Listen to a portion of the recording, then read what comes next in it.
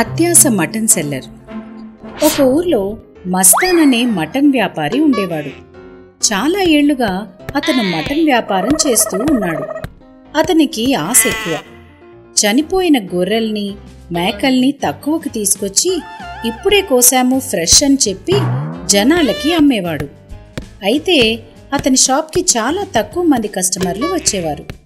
వచ్చిన వాళ్ళ దగ్గర ఎక్కువ డబ్బులకి అమ్మేవాడు. सलाम अलैकुम मस्तान भाई।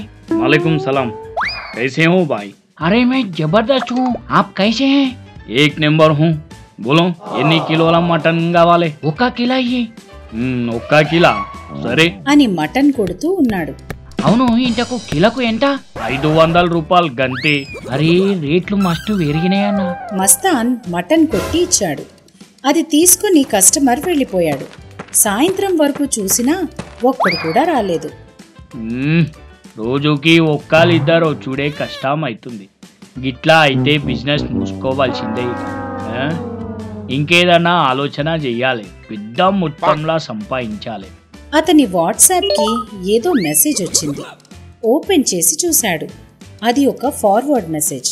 అది చూసిన మస్తాన్కి ఒక ఐడియా వచ్చింది.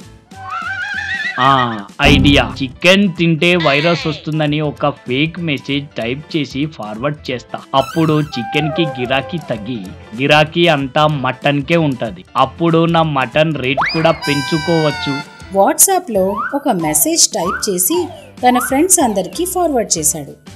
మస్తాన్ పంపిన మెసేజ్ చదివిన అందరూ అది నిజమే అనుకుని వాళ్ళ ఫ్రెండ్స్ కి పంపించారు. తక్కువ రోజుల్లోనే ఆ మెసేజ్ వైరల్ అయ్యి చికెన్ డిమాండ్ తగ్గి మటన్ కి పెరిగిపోయింది. ఒకరోజు మస్తాన్ మటన్ షాప్ దగ్గర ఒక కిలో మటన్ ఇయ్యి.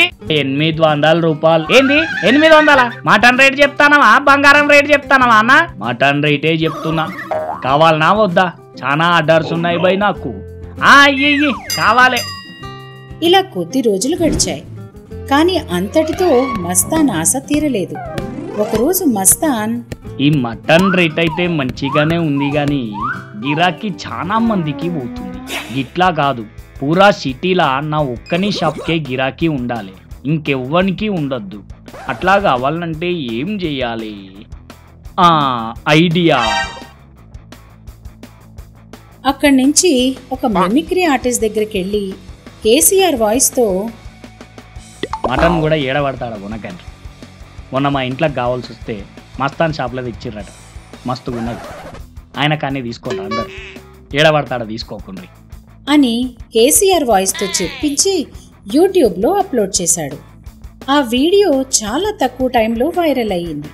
చాలా మంది మస్తాన్ షాప్ ముందు క్యూ కట్టారు. అది చూసి మస్తాన్ ఇవాళ నా కళ నెరవేరబోతుంది. ఇక నేను ఎంత చెప్తే అంత ధర మటన్ కి తన ఇష్టానికి అమ్ముతూ ఉన్నాడు. 2-3 రోజుల్లోనే లక్షలు సంపాదించాడు. అయితే సూర్య అనే ఒక అతను ఈ వీడియో చూసి ఇదేంది, ఇది వాయిస్ కు లిప్ కు అసలు సంబంధమే లేదు. అయినా కేసీఆర్ ఏ మీటింగ్ లో చెప్పింది ముచ్చట, ఇదేదో కావాలని చెప్పినట్టున్నది. ఆ వీడియో మళ్ళీ మళ్ళీ చూశాడు.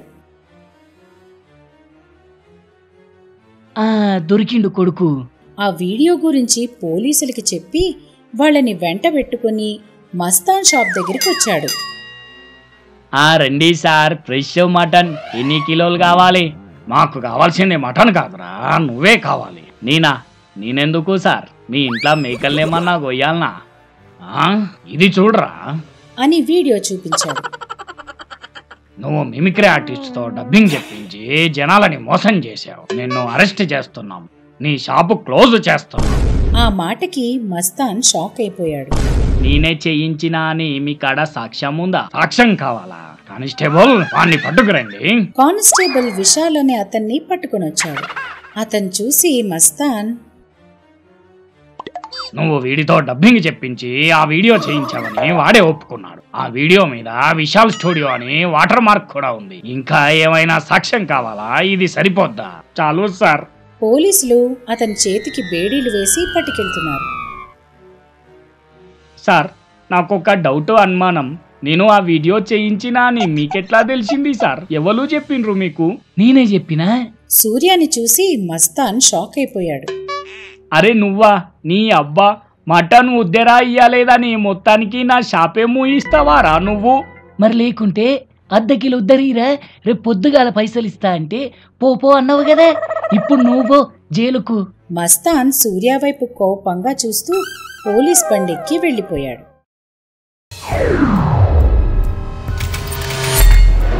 రవి 10వ తరగతి వరకు చదివి మానేశాడు. ఏ పని చేసేవాడు కాదు. ఇంట్లో వాళ్ళమ్మ ఎప్పుడూ తిడుతూ ఉండేది. చదువు లేదు, సంధ్య లేదు, పని లేదు, పాట లేదు, ఎప్పుడు చూడు ఆ ఫోన్ ముంగడ పెట్టుకుని కూర్చుంటావు. నీ అవ్వ ఏం పని చేయమన్నావే? పనేం లేదు. ఏం పని చేయాలనా? సిగ్గుందారా అట్లా అనేతందుకు? ఏ పని లేకపోతే కూలీ పని చేసుకోవాలి. కూలి పనా? ఎట్లా కనబడతా నీకు? నేను పని చేసే ఆఫీస్ అంటే మినిమం రేంజ్ ఉండాలి. ఉంటదుంటది అని అనుకుంటూ ఆమె లోపలికి వెళ్ళింది. ఆమె వెళ్ళగానే రవి టేబుల్ మీదున్న పేపర్ చూశాడు. అర్జెంట్ గా ఆఫీస్ బాయ్స్ కావాలను, నెలకి 10,000 జీతం. ఆ యాడ్ చూసి రవి ఆలోచనలో పడ్డాడు. పోదామా? ఏమన్నా గాని ఓసారి పోదాం అని అనుకుని మర్నాడు ఉదయం ఇంటర్వ్యూకి వెళ్లి ఉద్యోగం తెచ్చుకున్నాడు. ఇగో బయట కిరణ్ ఉంటాడు, ఆయన చెప్తాడు నీకు ఏ పని చేయాలి అని. అలాగే సార్, థ్యాంక్స్ అని చెప్పి కిరణ్ దగ్గరకు వచ్చాడు. చూడు, పొద్దున్నే వచ్చి టేబుల్స్ అన్ని క్లీన్ చేసి అన్ని డెస్కుల దగ్గర వాటర్ పెట్టి అందరికి టీ పెట్టి ఇవ్వాలి. సరే సార్. ఆఫీసులకి ఏమైనా అవసరం ఉంటే తీసుకొచ్చి బిల్లు రాసిపెట్టు. సరే సార్. రవి రోజు పొద్దున్నే వచ్చి అన్ని పనులు చేసేవాడు.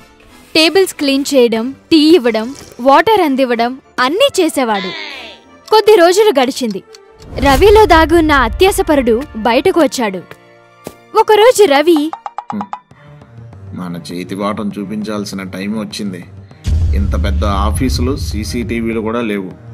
మనం ఏం చేసినా ఎవరికీ తెలియదు అని అనుకుంటూ ఆఫీసులో ఎలక్ట్రానిక్ వస్తువులు అమ్మేసుకునేవాడు. ఆఫీసులోకి కావలసిన వస్తువులు తెచ్చి రెట్టింపు బిల్లు రాసేవాడు. ఒక వస్తువు తెచ్చి 2 వస్తువులని రాసేవాడు. ఇలా ప్రతిరోజు చేసేవాడు. ఆఫీసులో సామాన్లు ఎలా మాయమవుతున్నాయో కిరణ్ కి అర్థమయ్యేది కాదు. రవి మాత్రం రోజు రోజుకి దొంగతనాలు పెంచుకుంటూ పోతున్నాడు. ఆఫీసులో ఎవరైనా ఏదైనా పని చెప్తే అందులో కూడా కమిషన్ నొక్కేసేవాడు. ఎప్పటిలాగే ఒకరోజు కిరాణా షాపుకి వెళ్లి, అన్నా 2 కిలోల చక్కెర, అట్లానే 1/4 కిలో చాపత్తి. ఇప్పుడే ఇస్తా ఉండు. షాప్ అతను రవి అడిగినవన్నీ ప్యాక్ చేసేశాడు. బిల్ ఎంత అయింది? 200 సార్. అవునా? అయితే 400కి బిల్ వేసి. అదేంది సార్, మీ సార్కి తెలిస్తే ఎట్లా? అవన్నీ నేను చూసుకుంటా. కిరాణా షాప్ అతను అలాగే బిల్ రాసి ఇచ్చాడు. రవి అవి తీసుకుని ఆఫీస్కెళ్లాడు. ఆఫీస్కి ఇంకా ఎవరూ రాలేదు. ఇంకెవరూ రానట్టు ఉన్నదే, ఇదే మంచి టైం అనుకుని ఒక సిస్టమ్ దగ్గరకు వెళ్లి తన బ్యాగులో పట్టేంత సైజులో ఉన్న వస్తువులన్నీ బ్యాగులో వేసుకుని బయటకు వెళ్ళాడు. అతను వెళ్ళగానే కిరణ్ వచ్చాడు. ఈ రవి ఇంకా రానట్టుంది. సరే, మన పని మనం చేసుకుందాం అనుకుంటూ తన రూమ్ లోకి వెళ్ళాడు. ఈలోగా రవి తిరిగొచ్చి, కిరణ్ సార్ వచ్చినట్టుంది అనుకుని కిరణ్ రూమ్ దగ్గరికి వెళ్లి, నమస్తే సార్. రండి సార్, రండి రండి. రవి షాక్ అయ్యాడు. అదేం సార్, నన్ను పట్టుకుని సార్ అని పిలుస్తున్నారు? అంటే మీ గొప్పతనం గురించి నాకు ఇప్పుడే తెలిసింది, అందుకే ఆ సార్. రవి ఆశ్చర్యంగా, అవునా? నేనేం చేసినా సార్ అంత గొప్ప పని? వచ్చి చూడు నువ్వే అని తన సిస్టమ్ ని తిప్పి చూపించాడు. అందులో రవి ఆఫీసులో వస్తువులన్నీ తన బ్యాగులో వేసుకుని వెళ్లడం ఉంది. అది చూసి రవి షాక్ అయ్యాడు, భయపడుతూ ఉన్నాడు. బిడ్డ, ఈ ఆఫీసులో వస్తువులు పోతున్నాయని తెలిసినప్పుడే నీ మీద అనుమానం వచ్చింది. కానీ సాక్ష్యం లేకుండా ఏం అనొద్దు అని నీకు తెలవకుండా సీసీటీవీలు ఫిట్ చేయించిన. తప్పైంది సార్, క్షమించండి. క్షమించాలనా? ఇంటి దొంగ, పానగండం, నిన్ను ఉత్తగానే ఎందుకు ఇడుస్తా? ఇంకెప్పుడు చెయ్య సార్, ఈ ఒక్కసారికి వదిలేయండి. ఇప్పుడు చేసిన దానికి శిక్ష అనుభవించాల్సిందే అని చెప్పి రవిని పోలీసులకు అప్పగించాడు. రవికి తాను చేసిన తప్పు తెలిసొచ్చింది. రవి ఇలా అనుకున్నాడు, ఉన్న పని చక్కగా చేసుకోక అనవసరంగా దొంగతనాలు చేసి పేరు పోగొట్టుకున్నా, జాబు పోగొట్టుకున్నా చా అని అనుకుంటూ తల పట్టుకున్నాడు.